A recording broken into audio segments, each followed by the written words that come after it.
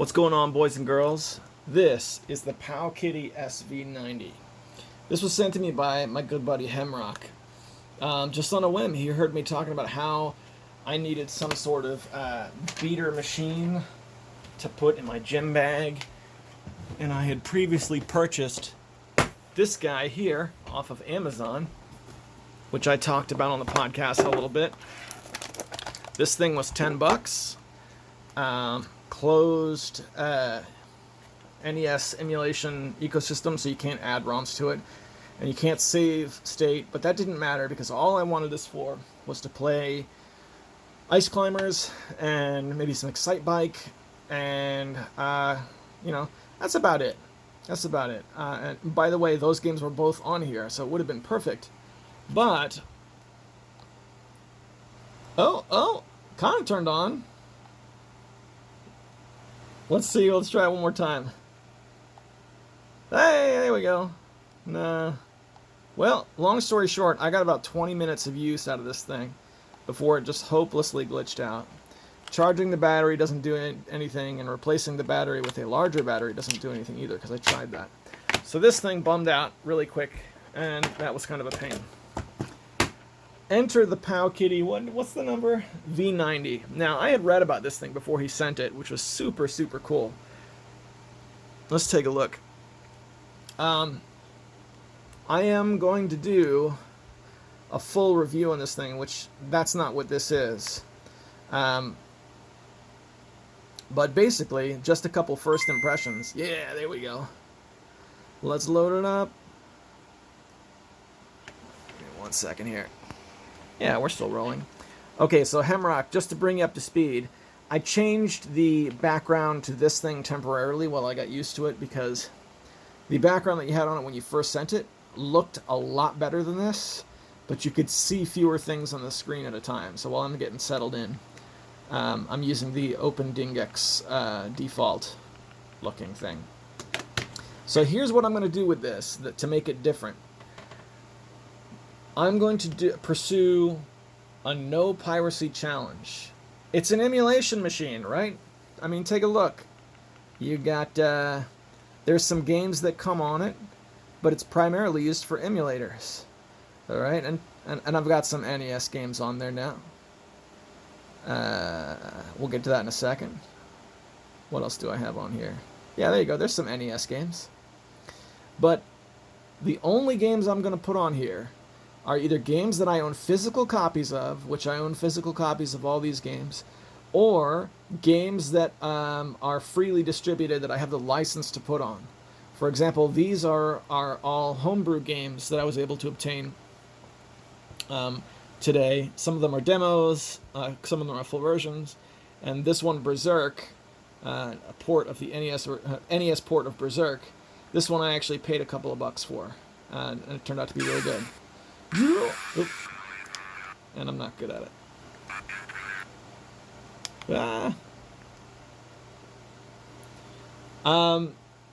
So far, I haven't really had any luck playing Super Nintendo. I'm told it's hit or miss with Super Nintendo, but it plays NES perfectly. Oops, I shut it down when I didn't mean to. Yeah, there we go. Okay, and one other thing it does that I think is super awesome. Where is it at here? It does C64 very, very well. And the only C64 game I have on here is Tiny Quest, which I also purchased. This one was $3, and it's a little single-screen side-scrolling game where each screen is timed to get to the end. We only have like a few seconds to do it. Very challenging, charming, shows off the C64 in a good way. And the C64 compatibility on this little machine is very, very nice. Let's see if I can show off this gameplay just a little bit.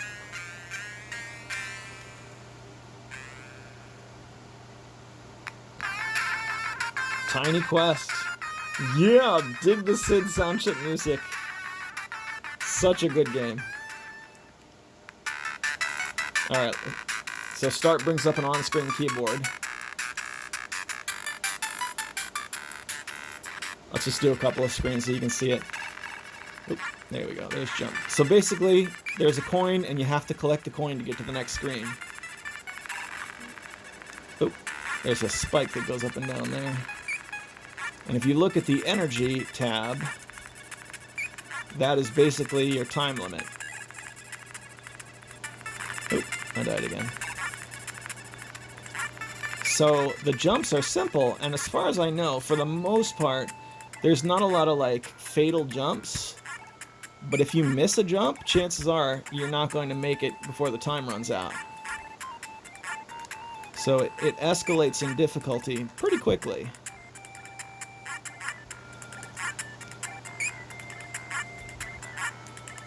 There we go. This is actually a pretty good run. There we go. Oh dear. Yeah, see, I'm not gonna make it. Time up. No!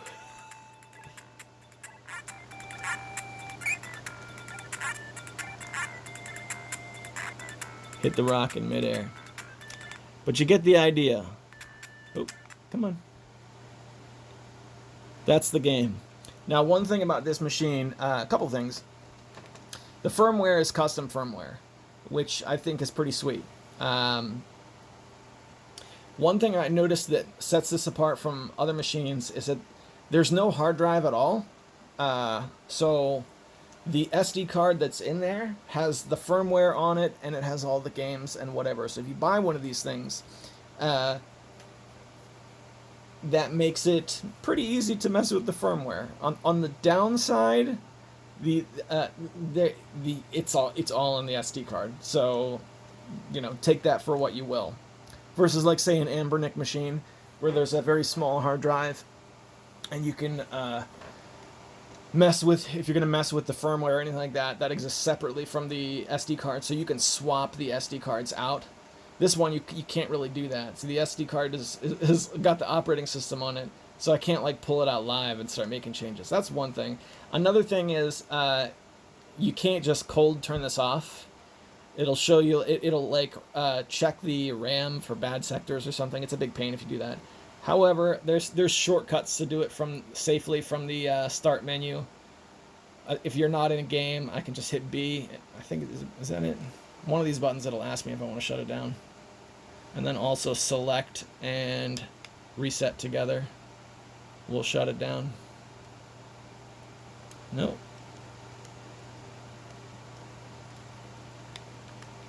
Did that do it? There we go. And now it's shut down. So that's it. So this is brand new. I'm going to mess with it. Thank you, Hemrock, so much for this. This is really awesome. Really looking forward to having some homebrew adventures with the PowKiddy V90. Stick around for a full review, I guess. See ya.